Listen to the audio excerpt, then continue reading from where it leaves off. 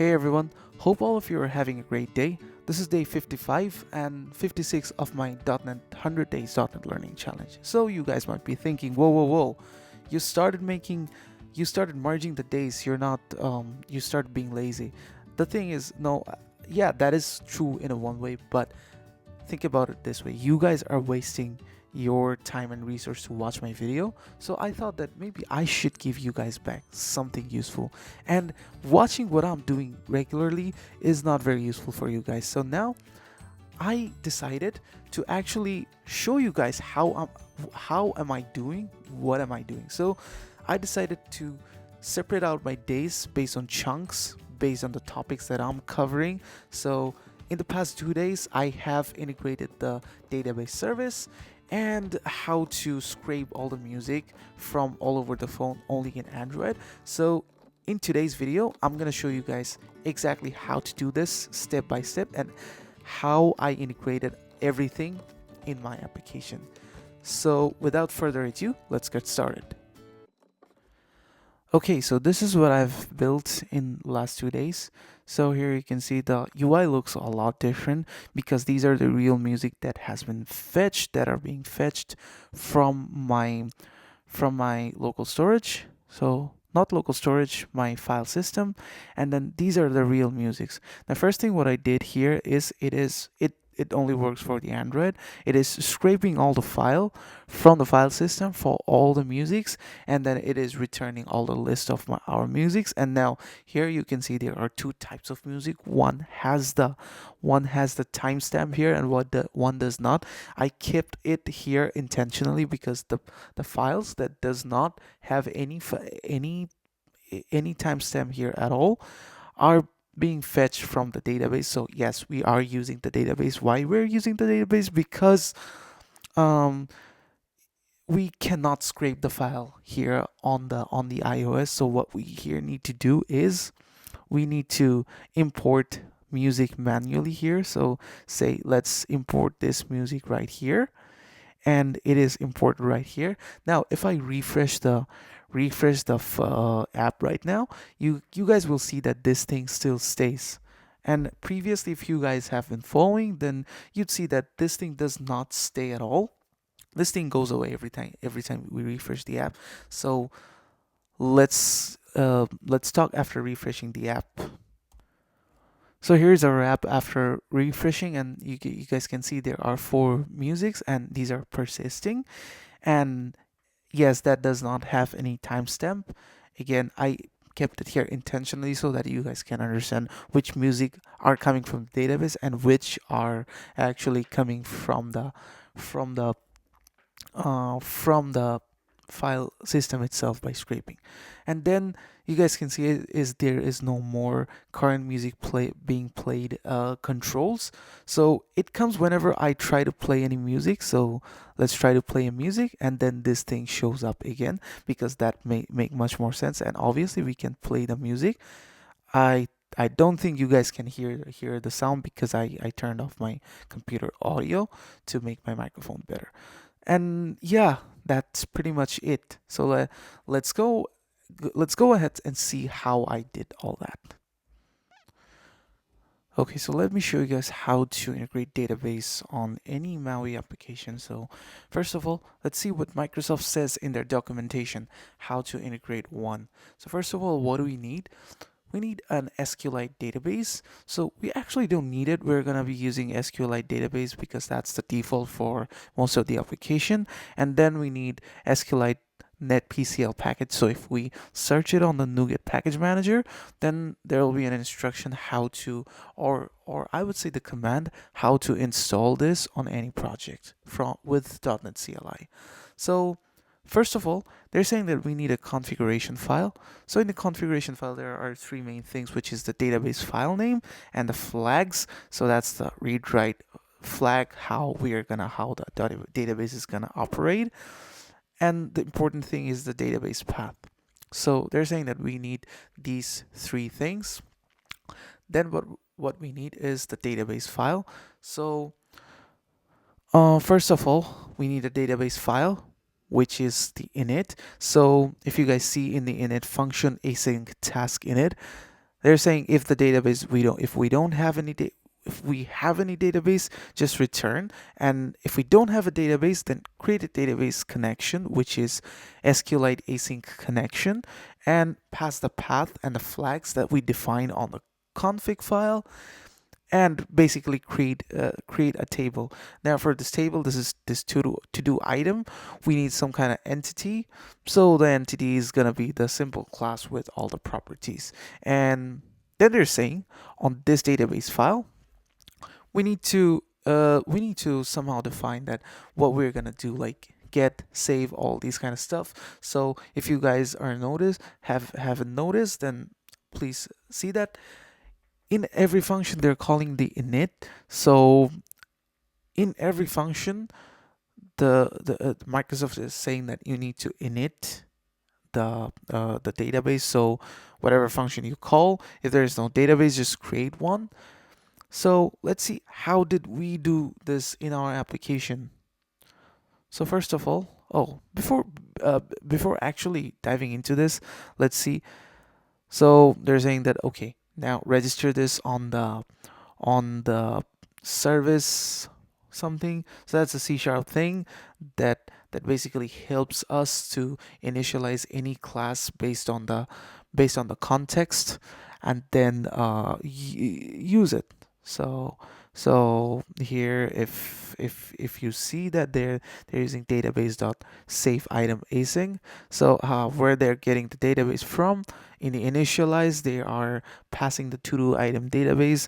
Now if they don't do it if they don't add it on at singleton, then that's gonna complain that okay, you don't have anything. What's the to do item database, where it is passed from? So that's what this is. Now let's see how we structured this on our file. So first of all, we have a folder named configuration, where we're gonna save all the configurations for our app. And the second thing is the module. So in the module, we have different modules. For now, the main module is the music. Now entity, I was telling that music has an entity with couple of keys in it. So that's basically defining the data structure of our music. And then the repository. So repository is a very, very famous structure, which means that it is the data access layer of of an application. So an application has different kind of layers. One is the business logic. At one layer is for UI, and one layer it talks with the database. So the layer that is responsible of talking with the database is the repository, as most of the time is called a repository. So we did the same in a module. We created a music repository to talk with the database, or anything. In our case, probably that could be local storage, that could be database, that could be API. So that is the music repository. And the services. So, and to run an application, we need different kind of services, like email services, storage service, and all that kind of stuff. So database is also a service. So here we defined the service called the database service. So how did we do this in our application? So we did the same. We also have defined app database config.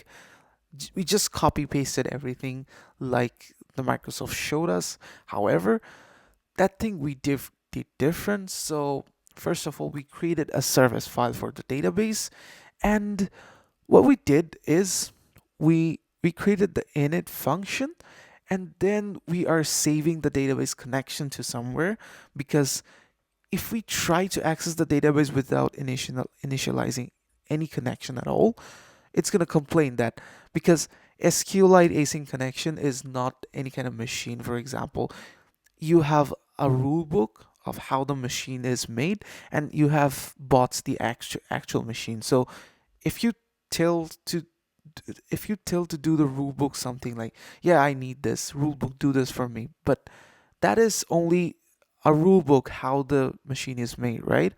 But so you cannot get anything out of the rule book. But to actually get the machine, either you have to build the machine based on a rule book, seeing the rulebook, or you gotta buy the machine. So that's what this is doing. First of all, we are defining the type, SQLite async connection, and then we are actually initializing the connection, which is new SQLite async connection, and we're passing the config and everything. Then what we're doing is in the MAUI program. Oh, something's up with my animation here. I forgot to add animation on the second part. However, what we're doing is we're adding this to the singleton so that it initializes itself. And then in our music repository, we are getting the context. And from the context, we are getting the database connection. And then we are using the, then I'm using the connection. Then basically connection.table, and in the table I'm just telling it what table I need, which I showed in the previous slide. I have created the table giving it a specific data type, so it is using the data type to actually figuring out what table we're going to use, and then it is returning the list. So I think that's it. So finally, back to the code editor. Here I'm just calling the music repository save music async. So if you see the function that's on plus button click, so whenever we are importing the actual music, we are saving this to the database, like I said. And in the initialize function, I'm just using the music repository and getting all the music that I have saved whenever someone's opening the application, and that's it. That is our database integration to our application. Finally, for the last part, what we did is it's only for the Android. So in the Android, what we're doing is we're looking all the shared storage and searching for the music, and whatever music file pretty much user has, we're returning all the music files to the user. So how we're doing this, we're basically using audio service and sending back all the music. So this is we made, and I'm going to show you this file in a minute. But what we're doing is we're cross-matching the fetch music with the database, and if something is already in the database, we're not basically showing this from the fetch music, because we don't want to show duplicate musics, and we're cross-checking this based on source, because source is the most legit way to tell that okay, this is the unique identifier of a music, because that is a music. And then we're populating the music list.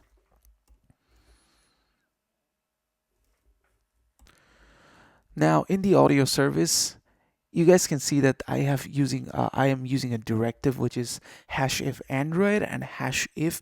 So that's basically saying that whenever our platform is Android, run that code.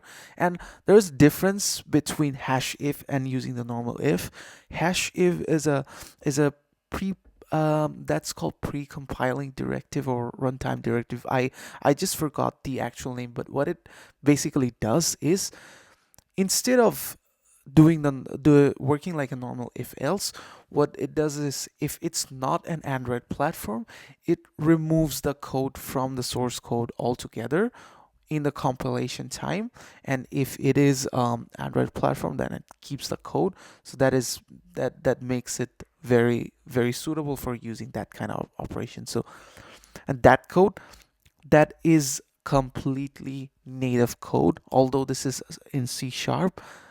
What they did is, say for example, if something's not in .NET, what they're doing is, okay, I don't have it, I cannot do it, so do one thing, just go to the Android documentation, see how they did this on native, and then import the namespaces or use the namespaces that we have provided for the Android, because these we didn't do any apparently they didn't do any custom implementation for this. They just gave it as it is in C# format, and then use it as Android did it. So if you try to run this code in iOS environment, it's gonna throw a bunch of errors, because that iOS environment doesn't have all these native codes. So that's how this is happening.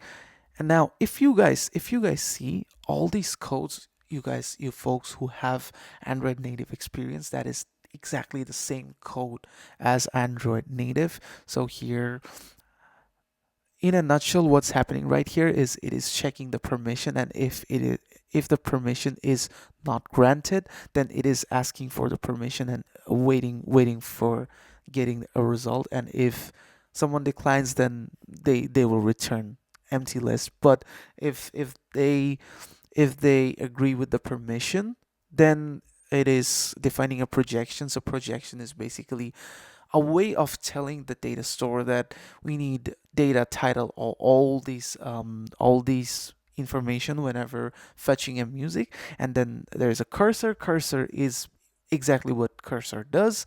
It is a pointer which is being used to iterate over all the content. So yeah, you can see there's a content resolver, and then we're basically getting all the data from the data column, from the cursor, and then finally populating the music file and then returning all the music files. So let me show you guys one more interesting thing.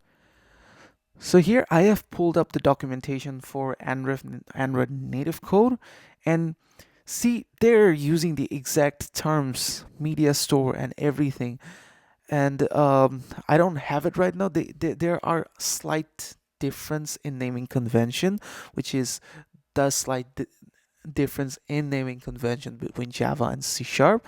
But apart from this, everything is very much the same. I wish I could have showed you the code that they actually gave to me. I found that that is the native code, and that is the dude. Let's do a fun little experiment, okay? Now let's say we go to ChatGPT and ask that this is our .NET MAUI code. Can you rewrite this in Kotlin? So let's see what it does. So it says this is the Kotlin equivalent code, and see, we're getting the exact same code, just without the naming convention. So these naming conventions are the different. So that is how actually Maui supports the native code, writing native code directly into the application. And the good thing is we can debug this, we can pause this and everything. So that is a nice thing to have. So yeah, now that's everything I did. And okay, one other thing is this main page.xaml. I just did this. I just added this. Where is this? Okay, so empty view. So whenever our collection doesn't have anything, I've just added this empty placeholder, and that's it. That's what I did, and I would say that is a pretty productive 2 days. So thank you so much, guys, for watching the video. If you guys like the video, please like and subscribe. That motivates the creator to be able to make more helpful contents for you guys. Thank you so much.